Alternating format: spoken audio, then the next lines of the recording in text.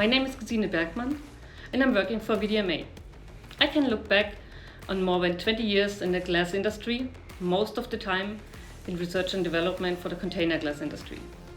4.5 years ago I joined VDMA, the largest mechanical engineering association in Europe.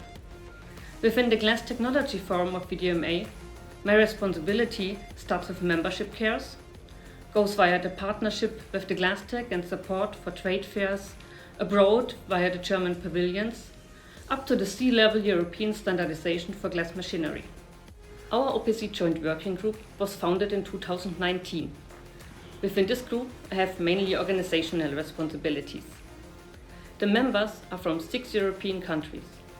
This allows a broad view and secures a wide application base. The first companion specification was published at the turn of 21 and 22. Today we have 3 working groups. 2 of them are working on details that need to be excluded at first due to the complexity, as well as on the next steps to add additional value in the first amendment. When I look back over the 3 years and compare the work in our group with others, I really have to say that I'm really proud of this group.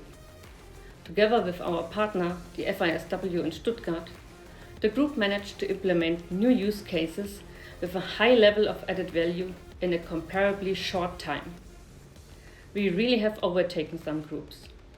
And I can promise you, the first amendment will provide also exciting contributions with respect to recipe and KPIs. My name is Klaus Mühlhans. I'm working in the glass industry since 37 years now, so quite a long time. My focus is optimization and automation, and within that respect I'm also part of groups in the VDMA where we try to define new interfaces for the machinery in the glass industry.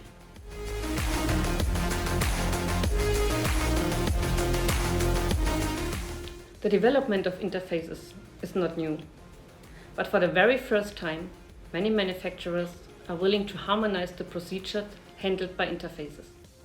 The effort during integration of a machine and preparation of the production will be much lower in the future.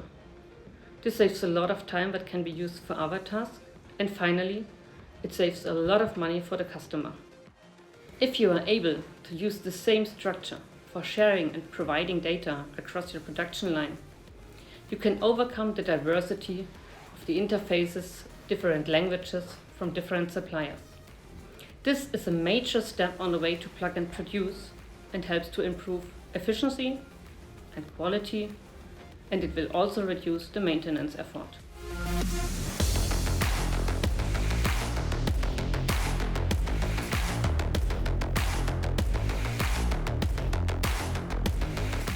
Shop floor control systems should be able to identify a glass processing machine automatically, which comes close to plug and play. This means a dramatically reduced effort for individual configuration. For that we require a minimum amount of information specified as in our companion specification OPC 4001-1. This includes basic data about the machine like manufacturer, serial number and things alike, and hardware and software revision numbers, as well as information on login profiles for users and things alike. Further on, we need to make sure that the machine is able to process planned jobs. And very important are configuration rules. And last but not least, it is clearly also important to have information in the storage for machine documentations for maintenance and things alike.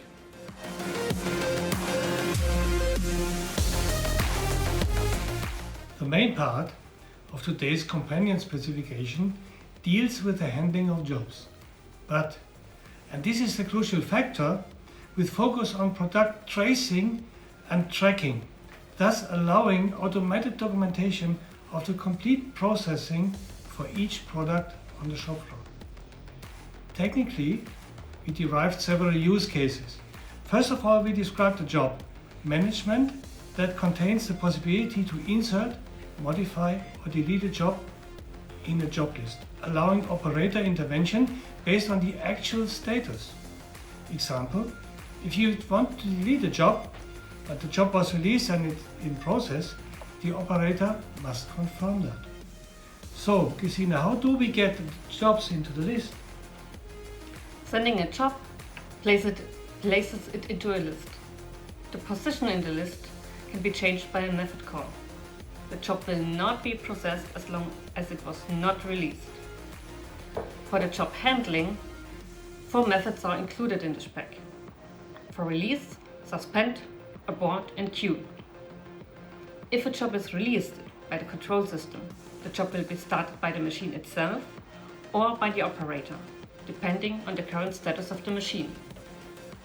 The actual processing steps required to fulfill the task of the job are defined in a so-called recipe.